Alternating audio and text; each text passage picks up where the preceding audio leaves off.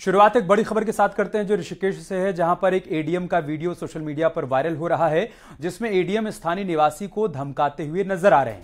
यही नहीं, धमकाते हुए एडीएम हद से आगे बढ़ गए और यहां तक कह दिया कि भारत के नागरिक की जगह खाली हो गई। ये पूरा मामला आईडीपीएल के जमीन के विवाद से जुड़ा हुआ है। यहां एडीएम जमीन खाली करवाने के लिए गए थे अपनी टीम के साथ और इस दौरान स्थानीय लोगों ने इस कार्रवाई का विरोध किया और एडीएम से कार्रवाई के लिए ऑर्डर की कॉपी की मांग कर दी। बस फिर क्या था, एडीएम साहब बुरी तरीके से भड़क गए।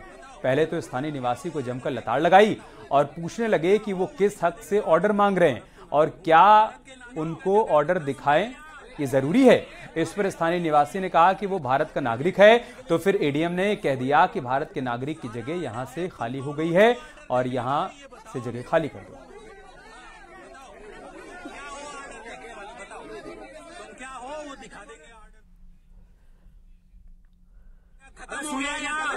देखिए, ये लीगली कोई काम नहीं कर रहे हैं। वो यहाँ पे ऑर्डर दिखाइए। सारा ऑर्डर है। तुम कौन होते हो ऑर्डर देखने वाले, ये बताओ हमको। बताओ क्या हो ऑर्डर देखने वाले, बताओ तुम क्या हो, वो दिखा देंगे ऑर्डर तुमको। भारत का नागरिक हूँ। भारत के नागरिक का जगह खत्म हुई है यहाँ।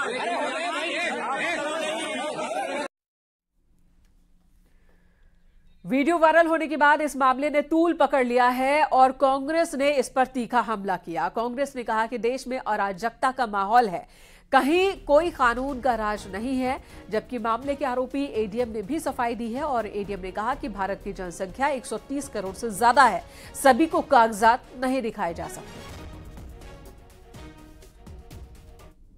यही कहा गया कि बार बार दिखाया जा रहा है और आप कौन हैं जो आप ये बता रहे हैं कि हमको पेपर दिखाइए। वो कह रहे हैं कि हम भारत के नागरिक हैं। भारत के नागरिक तो सभी हैं, 1 अरब 30 करोड़ लोग भारत के नागरिक हैं। सभी को पेपर नहीं दिखाया जाता है। वो किस लिए कि कौन है पेपर दिखाने के लिए, इसकी बात की जा रही है, जो कि वहां न दिखा करके केवल कट करके वो एक पूरी बात, उनसे पूरी बात हुई है, पूरी बात ना बता करके केवल वो एक पोर्शन दिखा रहे हैं, जो कि अत्यंत आपत्तिजनक है और जो भी ये कृत्य कर रहा है वो खुद इस बात का दोषी है। और एडीएम का जो ये बयान सर्कुलेट हो रहा है ये भी चिंताजनक है। क्यों इस तरह के मनोभाव हो रहे हैं और खासकर जो पढ़े लिखे लोग हैं, अगर उनके ये मनोभाव हैं या उनकी भावनाएं ऐसी हो रही हैं तो कहीं बहुत कुछ बिगड़ रहा है, खराब हो रहा है और जल्दी इन चीजों पर अगर नियंत्रण नहीं किया गया तो मैं पुनः कह रहा हूं कि भारत सिविल वॉर की ओर को चल रहा है। नैनीताल के जंगल में पुराने 1000 और 500 के नोट बिखरे पड़े मिले हैं। हिमालय दर्शन के पास जंगल से नोट बरामद किए गए। पुलिस ने नोट को कब्जे में ले लिया है, साथ ही जांच की जा रही है। आशंका जताई जा रही है कि किसी ने इन नोटों को यहां लाकर फेंक दिया होगा। दरअसल यहां किसी का पालतू कुत्ता घर से गायब हो गया, जिसकी खोज में कुछ लोग जंगल में पहुंच गए थे और यहां देखा कि जंगल में 1000 और 500 के नोट फैले हुए हैं। इसकी सूचना इन लोगों ने स्थानीय पुलिस को दी, जिसके बाद पुलिस ने इन नोटों को इकट्ठा किया। फिलहाल 20,000 के आसपास ये नोट बताए जा रहे हैं जो बरामद किए गए हैं और लाखों रुपए यहां फैले बताए जा रहे थे। ये ऐसा है ना, कल हम काम में आए थे सुबह के टाइम पे, तो किसी ने बताया कि हमारा कुत्ता खो गया करके। तो हम नीचे उतरे तो हम लोगों ने यहाँ देखा कुत्ता तो मिला नहीं, तो इधर देखा हमने यहाँ पे 500 के और 1000 के पुरानी करेंसी पड़ी हुई थी। कुछ करेंसी तो गल चुकी है और कुछ ऊपर अटकी हुई है, यहाँ पे चढ़ने का नहीं है तो हम जा नहीं पाए यहाँ पे। बाकी नीचे को बहगी होगी बारिश में, इतनी करेंसी हमको मिली यहाँ पे। इधर हरिद्वार में अतिक्रमण पर प्रशासन ने कार्रवाई करते हुए मंदिर को हटा दिया। नेशनल हाईवे की जमीन पर बना ये मंदिर नोटिस के बाद भी हटाया नहीं गया था, जिसके बाद प्रशासन और नेशनल हाईवे के अधिकारियों की मौजूदगी में मंदिर पर बुलडोजर चला। दरअसल NH 58 के चौड़ीकरण का काम चल रहा है, जिसके तहत 4 लेन को 6 लेन बनाया जाना है। बहादुराबाद टोल प्लाजा के पास स्थित मंदिर समिति ने 2012 में ही मुआवजा ले लिया था, बावजूद इसके मंदिर हटाया नहीं गया, जिसके बाद प्रशासन और NHAI के अधिकारियों को कार्रवाई करनी पड़ी।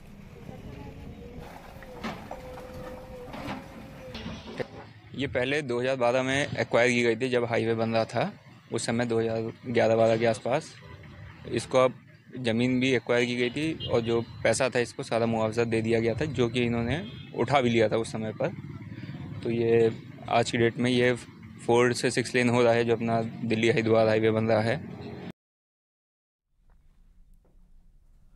और एक बड़ी खबर देहरादून से है, जहां पर राजकुमार ठुकराल कांग्रेस ऑफिस में नजर आए हैं। खबर है कि राजकुमार ठुकराल जल्द ही कांग्रेस ज्वाइन कर सकते हैं। ठुकराल यहां हरीश रावत से मुलाकात करने के लिए पहुंचे थे। रुद्रपुर से बीजेपी के विधायक रह चुके हैं राजकुमार ठुकराल, लेकिन 2022 में बीजेपी ने ठुकराल को टिकट नहीं दिया, जिसके बाद पार्टी छोड़कर ठुकराल ने निर्दलीय चुनाव लड़ा। अब राजकुमार ठुकराल जल्द ही कांग्रेस में शामिल हो सकते हैं। ये बड़ी खबर देहरादून से आ रही है।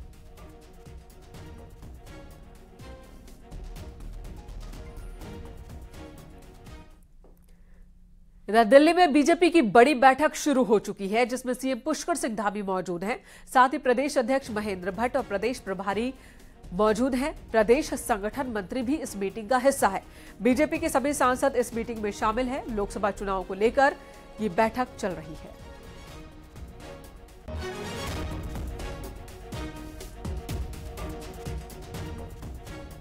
तो दिल्ली में बड़ी मीटिंग चल रही है। सीएम पुष्कर सिंह धामी इस मीटिंग के लिए बीते 2 दिनों से दिल्ली में ही मौजूद थे और आज बैठक की ये तस्वीरें हम आपको दिखा रहे हैं। बैठक शुरू होने से पहले की ये तस्वीरें हम आपको दिखा रहे हैं, जहां पर उत्तराखंड के सभी दिग्गज नेता आपको नजर आ रहे हैं। खासकर सभी सांसदों से मीटिंग मुलाकात का ये कार्यक्रम है। बीजेपी के सभी सांसद मौजूद हैं इस मीटिंग में। साथ ही प्रदेश अध्यक्ष महेंद्र भट्ट, प्रदेश प्रभारी इस मीटिंग का हिस्सा हैं। जाहिर सी बात है, लोकसभा चुनाव के मद्देनजर आगे की रणनीतियों पर बातचीत और मंथन का दौर शुरू हो चुका है। उधर देहरादून में यूकेडी दफ्तर पर आज दूसरे दिन भी भयंकर हंगामा देखने को मिला। आज पार्टी का स्थापना दिवस भी था।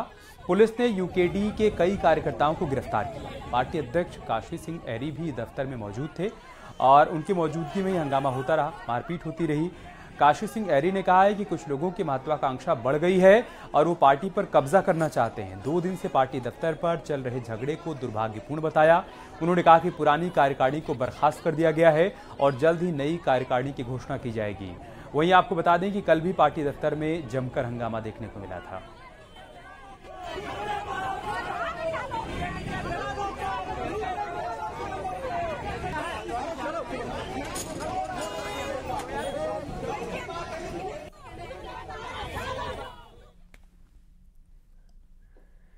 इधर रुड़की नगर निगम बोर्ड में भी आज जमकर हंगामा हुआ। बैठक में मेयर के देर से पहुंचने पर पार्षद नाराज हो गए। पार्षदों ने एक पार्षद को बैठक की अध्यक्षता पर सहमति बना ली, मेयर की कुर्सी पर विराजमान करवा दिया। जैसे ही मेयर बैठक में पहुंचे और अपनी कुर्सी पर एक पार्षद को बैठे देखा, उनका गुस्सा 7वें आसमान पर पहुंच गया और फिर वहीं से वो लौट गए। जिसके बाद बैठक शुरू होते ही पार्षद और एसएनए के बीच जमकर बहस हुई है। इतने में कुछ कर्मचारी बैठक छोड़कर चले गए। मेयर, पार्षदों और निगम के कर्मचारियों के बीच बैठक को लेकर तनातनी दिखती रही, लेकिन बैठक शुरू नहीं हो पाई। हंगामे के बाद मेयर ने भी बैठक स्थगित करने का ऐलान कर दिया। इस दौरान कर्मचारियों ने निगम में जमकर नारेबाजी भी की।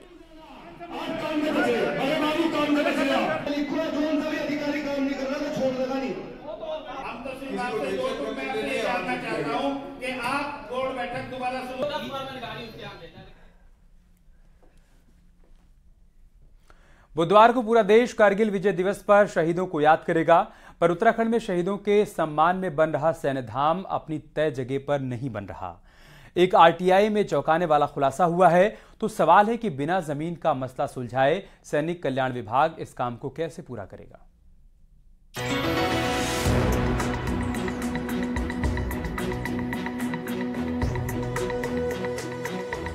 बुधवार को देश कारगिल युद्ध के शहीदों को प्रणाम करेगा, तो उम्मीद है अगले साल उत्तराखंड में ये प्रोग्राम सैन्य धाम में होगा।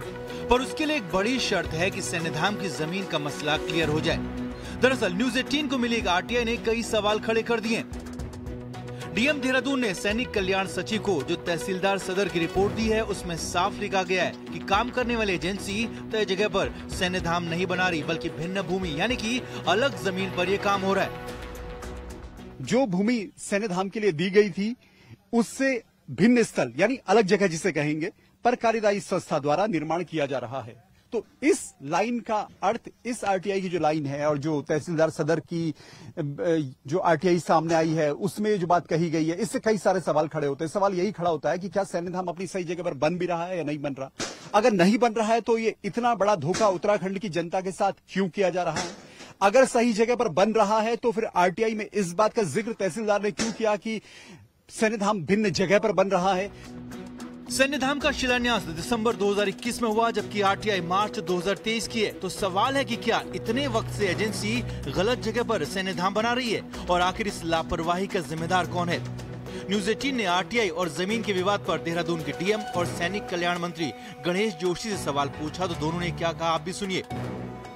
नहीं, हमारे स्तर पे जो कार्रवाई होनी थी, जो हमें शासन से इंस्ट्रक्शन थे, उसी के क्रम में यहाँ पे कंस्ट्रक्शन चालू हुआ है। और अगर कोई नाप झोंक का या कोई भी डिमार्केशन का हमारे पास रिक्वेस्ट आता है तो हम उसको करेंगे। मीडिया के उसमें जरूर है, लेकिन कोई मसला नहीं है, सब सॉर्ट आउट हो गया है, उसके आदेश हो गए, लेकिन जो सरकारी प्रक्रिया है बंदोबस्त में उसमें समय लगता है। डीएम और मंत्री आरटीआई और जमीन विवाद पर खुलकर कुछ कहना नहीं चाहते, लेकिन हाँ, विपक्ष ने इसे गंभीर मुद्दा बताया है। ये बहुत चिंताजनक समाचार है। अब हर संस्था को, हर हमारे स्वाभिमान के स्तंभ को यदि विवादित बना देंगे और उस पर कुछ सवाल खड़े कर देंगे तो फिर यही स्थितियां आएंगी। सूचना मिली है वो तथ्यपरक ही होगी, तो ये बहुत दुखद है, मैं इसकी निंदा करूँ। सैन्यधाम सैनिकों के सम्मान में बन रहा है, पर अलग जगह पर बनने वाली बात और खुलासे ने धाम को लेकर कई सवाल खड़े कर दिए। देहरादून से विशाल गर्ग के साथ दीपांकर भट्ट की रिपोर्ट।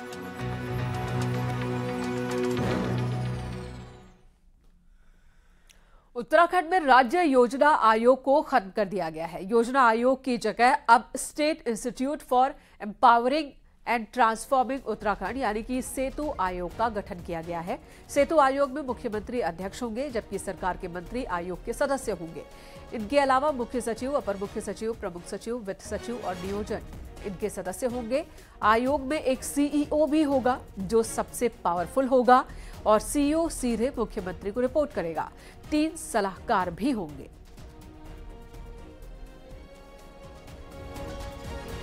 जैसा मैंने बताया कि हाइब्रिड हो गया ये एक प्रकार से। आप देखेंगे तो यहाँ पे ना अलग अलग डोमेन बना दिए गए हैं, तो उसमें ऐसे सेक्टर, ऐसे डोमेन नहीं बने थे कि अर्बन डोमेन अलग है, एग्रीकल्चर का डोमेन अलग है।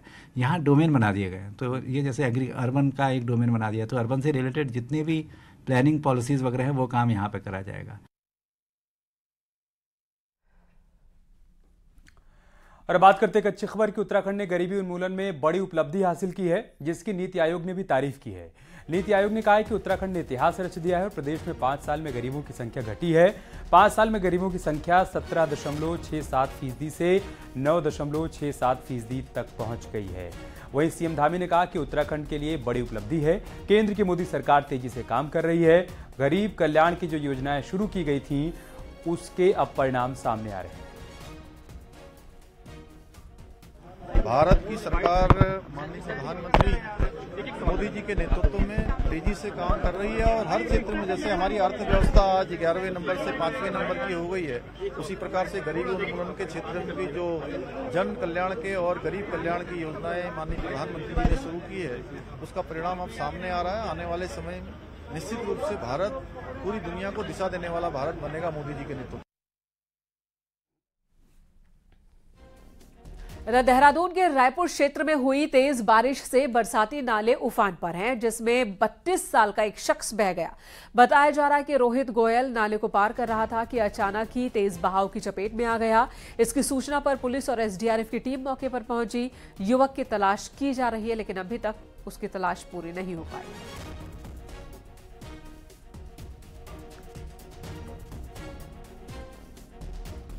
बरसाती नाले में ज्यादा पानी की वजह से एक युवक के बहने की सूचना है। 32 वर्षीय युवक है, जिसकी सर्च के लिए थाना रायपुर पुलिस और एसडीआरएफ की टीम द्वारा जो है सर्च अभियान चलाया जा रहा है।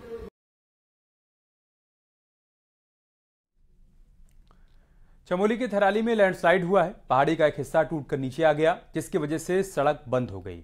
पहाड़ी पूरी तरीके से टूट गई और उसका मलबा प्राणमती नदी में समा गया। बड़े बड़े चीड़ के पेड़ भी प्राणमती नदी में ही समा गए। पहाड़ में बारिश के दौर में भूस्खलन लोगों के लिए मुसीबत बना हुआ है।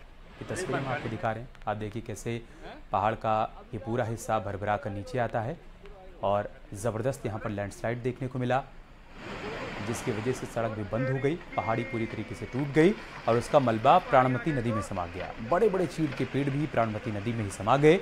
पहाड़ में बारिश के दौर में इस तरह की तस्वीरें देखने को मिलती हैं और ये भूस्खलन लोगों के लिए मुसीबत बना हुआ है।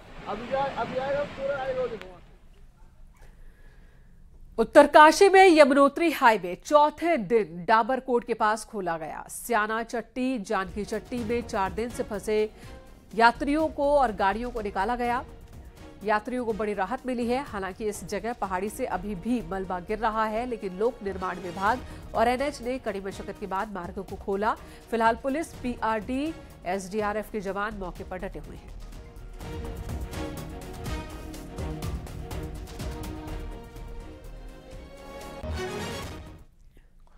चमोली के जोशीमठ में एक बार फिर से बारिश के बाद दरारें बढ़ने का सिलसिला शुरू हो गया है।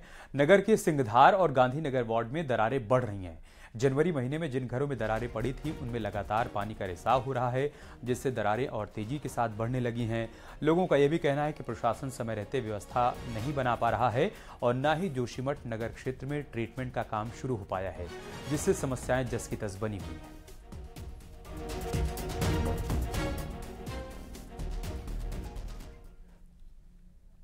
और इसी बीच उत्तराखंड में एक बार फिर बारिश का अलर्ट जारी किया गया। अगले 48 घंटे के लिए मौसम विज्ञान केंद्र की ओर से कहा गया कि तेज बारिश परेशानी का सबब बन सकती है। देहरादून, बागेश्वर, चमोली, नैनीताल, चंपावत, उधम सिंह नगर में अगले 48 घंटे में तेज बारिश की संभावना जताई गई है।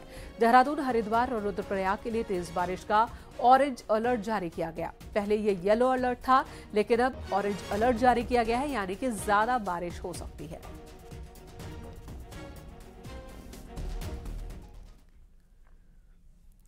हरिद्वार के भीमगोड़ा बैराज का 10 नंबर गेट बदला जा रहा है। यूपी सिंचाई विभाग के अधिकारी गेट बदलने में जुटे हुए हैं। हालांकि गंगा का बढ़ा हुआ जलस्तर गेट बदलने के काम में बाधा बन रहा है। नया बना हुआ गेट बरेली से हरिद्वार पहुंच चुका है। अधिकारियों का कहना है कि गेट बदलने में 1 हफ्ते का समय लग सकता है। भीमगोड़ा बैराज के कुल 8 गेट बदले जाने हैं।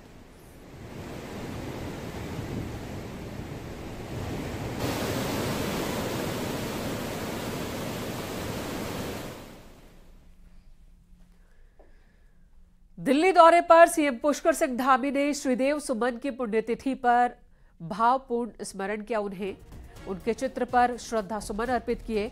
मुख्यमंत्री ने श्रीदेव सुमन की पुण्यतिथि पर कहा कि टिहरी जनक्रांति के नायक श्रीदेव सुमन देश के महान सपूत थे। उनके महान आदर्श हमें हमेशा प्रेरणा देते रहेंगे।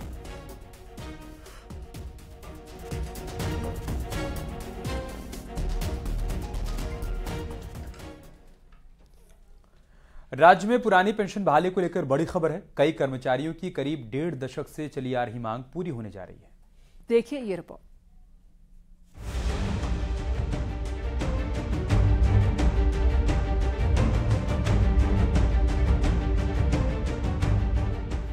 उत्तराखंड में 1 अक्टूबर 2005 के बाद से पुरानी पेंशन योजना बंद कर दी गई और इसके बाद जो भी नियुक्तियां हुई उन्हें नई पेंशन योजना में शामिल किया गया।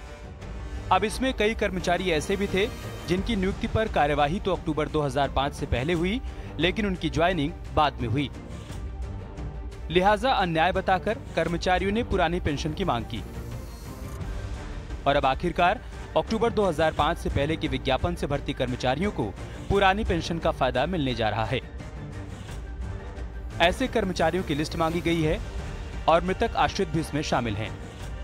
उत्तराखंड के ऐसे अधिकारी कर्मचारी जिनका विज्ञापन 1 अक्टूबर 2005 और अधिसूचना से पहले जिनका विज्ञापन जारी हो गया था, उनको पुरानी पेंशन दिए जाने का अनुरोध किया था। और उसी क्रम में अभी माननीय मुख्य सचिव की अध्यक्षता में एक बैठक हुई और ये निर्णय लिया गया कि इस तरह का प्रस्ताव आने वाली कैबिनेट में रखा जाएगा। क्योंकि जब एक कर्मचारी एग्ज़ाम लिख रहे थे तब वो इस इम्प्रेशन में थे कि उनको ओल्ड पेंशन मिल जाएगी, तो उनको उसी का लाभ दिया जाना है।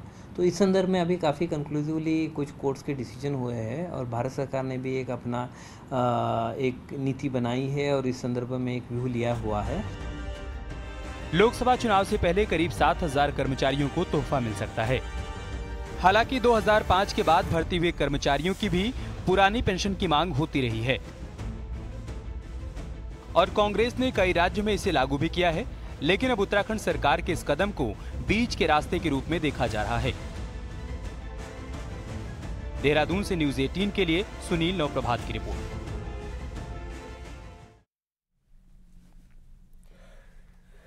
नैनीताल के तल्लीताल पेट्रोल पंप पर चोरी की वारदात सामने आई। देर रात एक चोर 75,000 रुपए लेकर फरार हो गया। सामने पुलिस चौकी में खबर तक नहीं लगी। चोरी का सीसीटीवी वीडियो सामने आया है जिसमें साफ दिख रहा है कैसे चोर ने पहले हथौड़े से पेट्रोल पंप पर लगा ताला तोड़ा, उसके बाद अंदर दाखिल होता है। चोर इतना शातिर कि अंदर कैमरों की वायर पहले से ही काट देता है। पुलिस फिलहाल इस चोर की तलाश में जुटी है।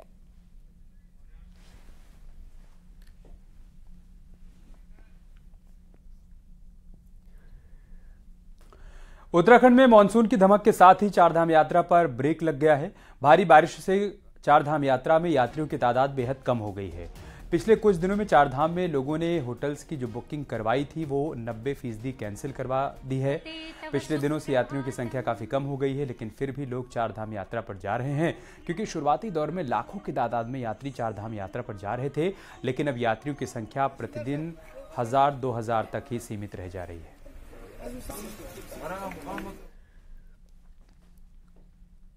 और अब नजर डालेंगे पहाड़ की 10 बड़ी खबरों पर।